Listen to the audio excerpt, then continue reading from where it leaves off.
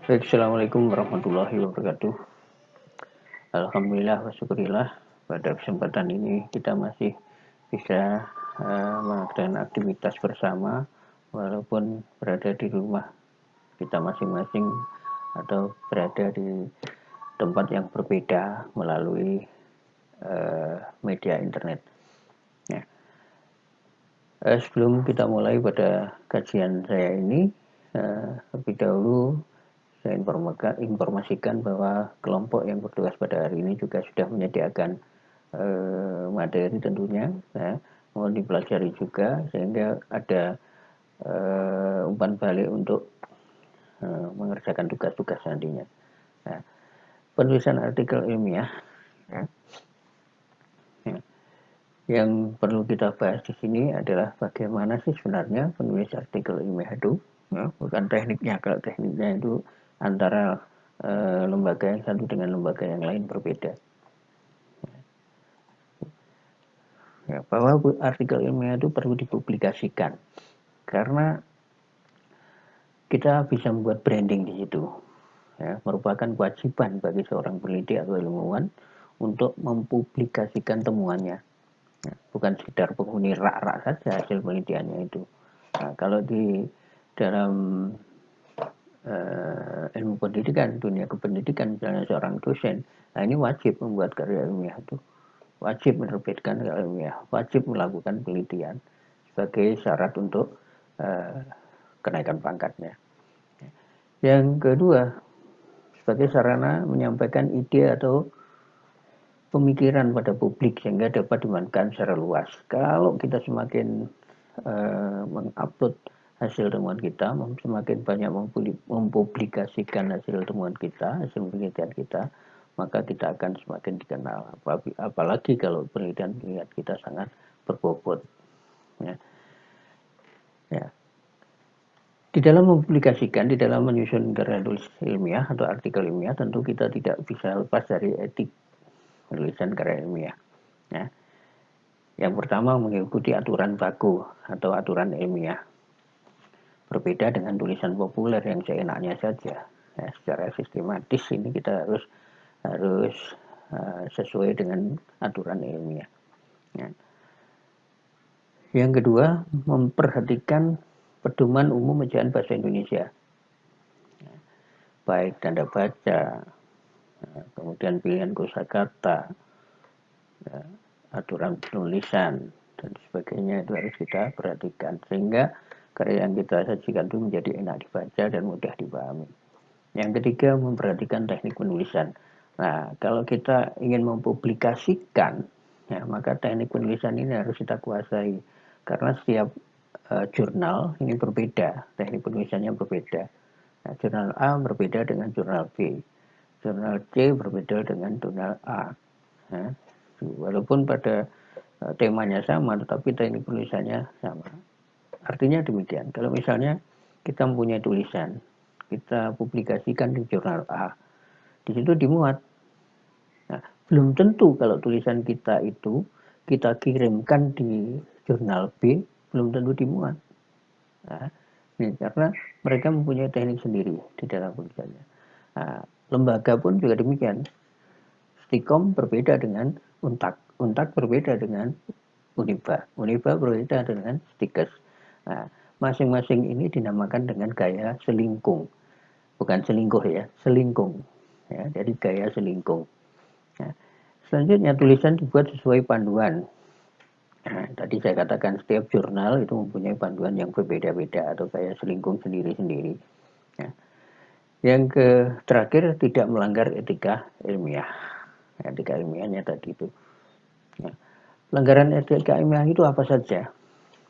Nah, etika ilmiah itu apa saja yang dimaksud? Yang pertama, publikasi data.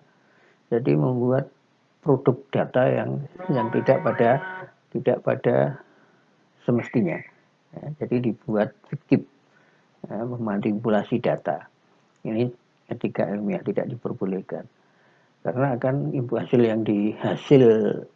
yang disampaikan nanti adalah hasil yang tidak valid, tidak berdasarkan fakta. Yang kedua, falsifikasi data, mengubah data sesuai dengan keinginannya. Oh, data yang kita temukan seperti ini, ternyata kalau tidak sesuai dengan hipotesis kita, nah, kita ubah supaya hipotesis kita benar, disesuaikan dengan hipotesis. Ya, juga tidak boleh. Yang ketiga, plagiarisme. Ini yang paling fatal.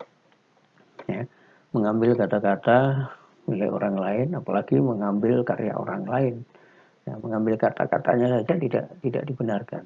Ada etika. Etikanya bagaimana kalau kita mengambil kata-kata orang lain? Disebutkan sumbernya, dari siapa kita mengambil kata-kata itu. Kemudian kaidah yang harus dipegangi dalam penyiapan artikel ilmiah adalah ABC, kaidah ABC. Apa itu kaidah ABC? Yang pertama, akurat. Ya, akurat, memiliki ketepatan tinggi. Ya, apa maksudnya? Jadi masalah yang kita sampaikan bisa kita selesaikan dengan analisis yang sangat akurat. Ya. Karena bukti-bukti yang kita dapatkan itu bukti-bukti yang valid sesuai dengan permasalahan yang ada, maka data tersebut menjadi mempunyai ketepatan yang sangat tinggi atau akurat. Yang kedua, brief, singkat, padat, tugas. Jangan bertele-tele tidak menyusun laporan ilmiah itu. Ya. Yang ketiga, clear, jelas, tidak diragukan dan tidak rancu, tidak multitafsir. Jadi biasanya di dalam permasalahan ini yang sering digunakan adalah kalimat tunggal. Kalimat itu akan menjadi lebih jelas, lebih mudah dipahami, tidak multitafsir kalau disampaikan dengan kalimat tunggal. Ya. Lanjut, jenis artikel ilmiah dapat kita bedakan menjadi dua di situ. Yang pertama hasil berpikir deduktif dan hasil berpikir induktif. Ya. Kalau hasil berpikir induktif, nah, kita temukan teorinya dulu. Kalau kita berpikir secara deduktif, maka kita temukan teorinya dulu, ya, baru kita runtut penalarannya, pemahamannya, penggagasannya, argumennya, pengajian pustaka, dan penggayutannya. Artinya pengaitannya dengan apa yang kita bahas. Nah, kalau induktif sebaliknya, kita cari-cari dulu datanya, kita studi secara empiris, pengamatan dan sebagainya, kemudian melakukan penelitian juga, menginterpretasi apa yang kita hasilkan itu, baru menyajikan data dalam bentuk penafsiran atau menyimpulkan. Ya, itu bedanya. Kemudian bagian artikel ilmiah itu ada dua juga, yaitu artikel hasil penelitian, ya, dan artikel hasil non penelitian. Kalau hasil penelitian itu artikel yang bersumber dari laporan hasil penelitian. Ya, itu. Jadi pada prinsipnya artikel ilmiah itu adalah meringkas hasil laporan penelitian. Ya, itu. Yang kedua, artikel non penelitian. Ya, artikel yang berisi pemikiran atau argumentasi maupun pendapat penulis dalam dukungan sumber-sumber ilmiah. Ya, jadi kita membaca-baca karya ilmiah, kemudian kita review. Ini berarti non penelitian. Selanjutnya anatomi atau isi artikel ilmiah. Secara umum, apapun bentuknya, ya, artikel ilmiah itu memuat judul, baris kepemilikan, abstrak, kata kunci, isi atau tubuh teks, yang terdiri dari pendahuluan, landasan teori, metode, hasil diskusi, penutup, dan lain-lain. Ada bibliografi di situ atau tinjauan pustaka dan lampiran kalau diperlukan. Ini secara umum.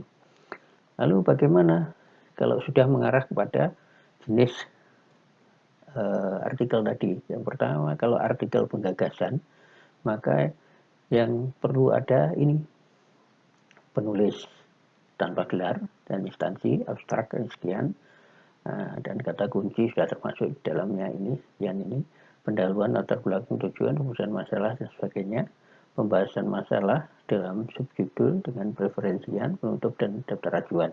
Ini kalau artikel penggagasan. Apa bedanya dengan artikel hasil penelitian? Terletak di sini.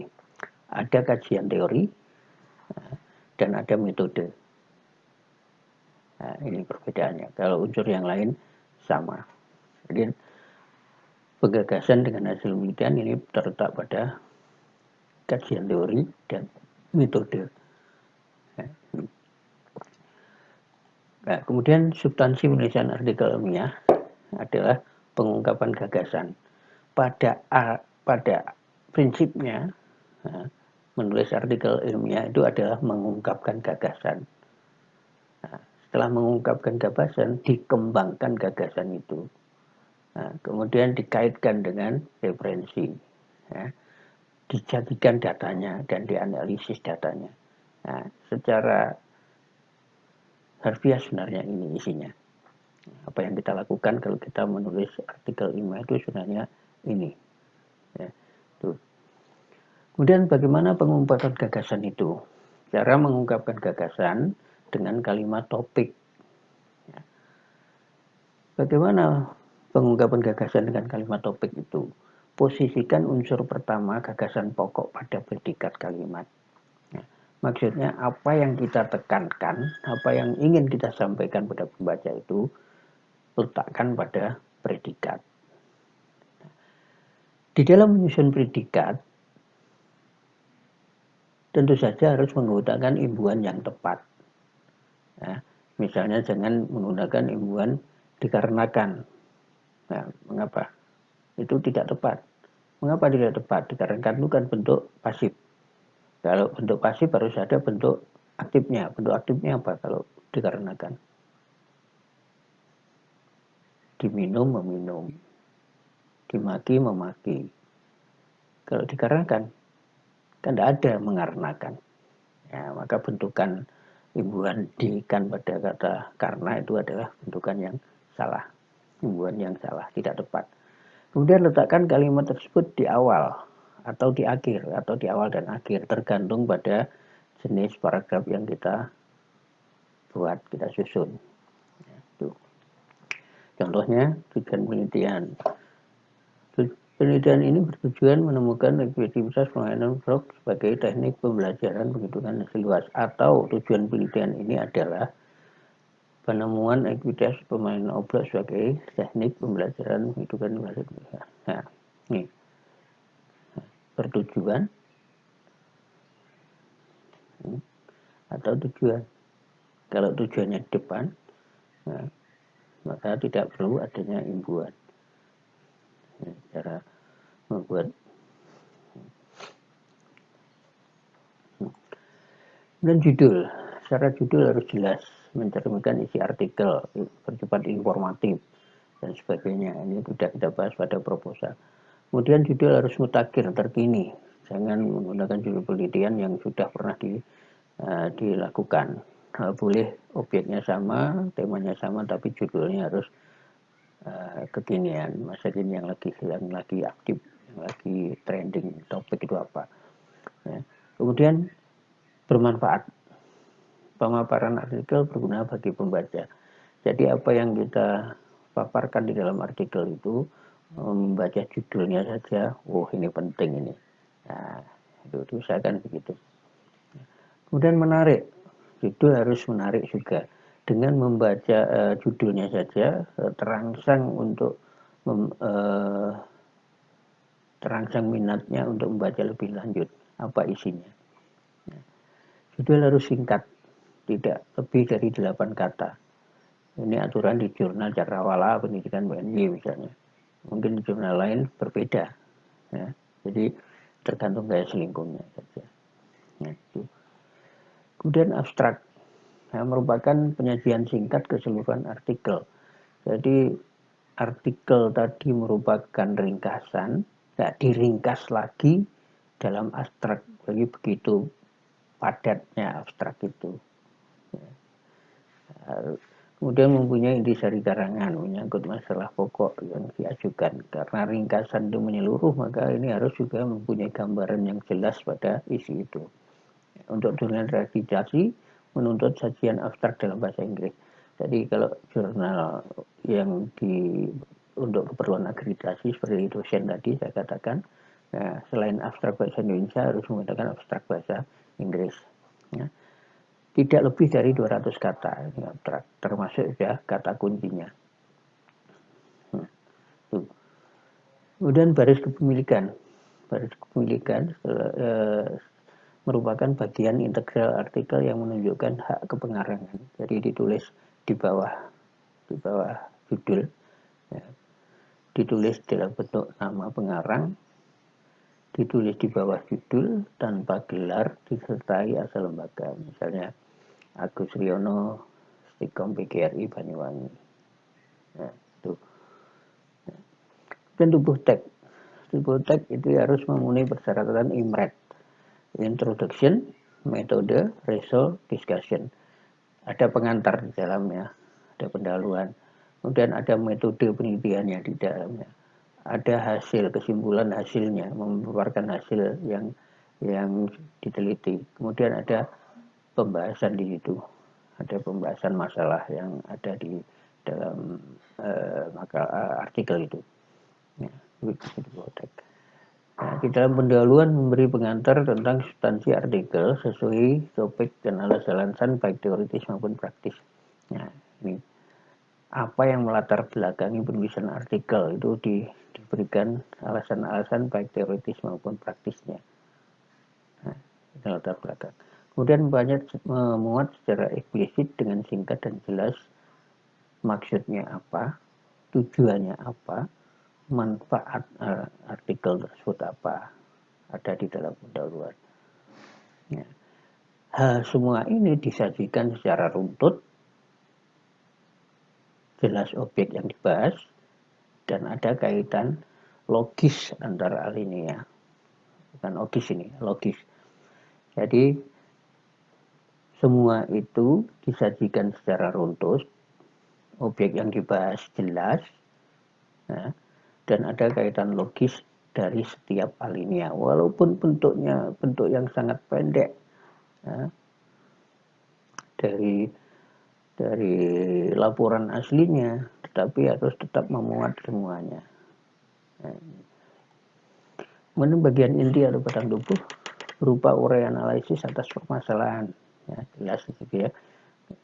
Tentunya bagian isi adalah hasil dari diskusi tadi, harus relevan dengan judul pasti. Judulnya tentang kesehatan, isinya tentang teknologi aja, tidak mungkin lah. Ya. Untuk artikel hasil penelitian memuat metode pelaksanaan penelitian dan pembahasan.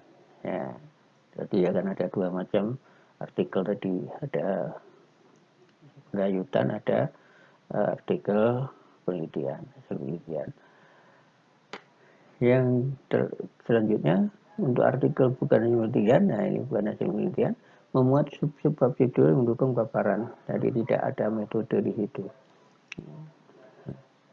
Nah, ini perbedaannya tadi sudah kita bahas, ya, sudah ada slide sebelumnya ya.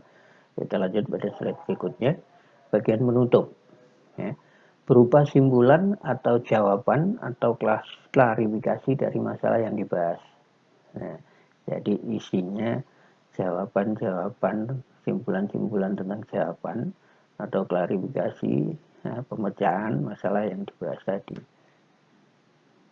Setelah disimpulkan, diberikan komentar yang evaluatif, ya, yang sifat membangun. Nah, kemudian prediksi atau direkomendasikan, nah, hasil penelitian itu bagaimana, direkomkan kepada siapa, manfaatnya untuk apa, tindak lanjutnya bagaimana, ada prediksi di situ. Nah, kemudian data tulisnya, nah, penulisan mengacu pada Pedoman Umum Pengejaan Bahasa Indonesia. Ada perujukan atau pengajuan sumber, ada 3 bentuk: catatan perut, ya, atau dalam tanda kurung, nama pengarang, penerbit, nomor halaman jika perlu. Ada yang dilakukan di catatan kaki, ada yang dilakukan dengan menempatkan informasi tentang identitas lengkap, ya. Ada yang dilakukan dengan pengutipan. Kemudian ada daftar pustaka, ya, bagaimana menyusun daftar pustaka, mulai nama pengarang, koma, tahun, koma, buku bacaan, ya, dan seterusnya. Nah, kemudian kalau kutipan itu dari internet bagaimana? Ditulis alamat URL tanggal akses dan jam akses. Nah, diurutkan berdasarkan tanggal akses. Contohnya seperti ini. Tidak akses tanggal sekian, November pukul sekian. Mengapa ini perlu? Belum tentu pada akses berikutnya ini masih ada. Mungkin hostingnya sudah mati, tidak diperpanjang lagi. Bisa juga. Mungkin webnya terkena hacker ketika orang lain membuktikan ini tidak ada. Nah, mungkin juga. Nah, demikian tadi apa yang kita sampaikan pada pembicaraan kali ini. Ya, semoga bermanfaat di dalam menyusun tugas akhir nanti, terutama tugas akhir perkuliahan dan juga tugas akhir gelar kalian, ya, atau skripsi. Nah, kita akhiri pertemuan kita pada hari ini. Mohon maaf bila kita berwajah. Ya. Assalamualaikum warahmatullahi wabarakatuh.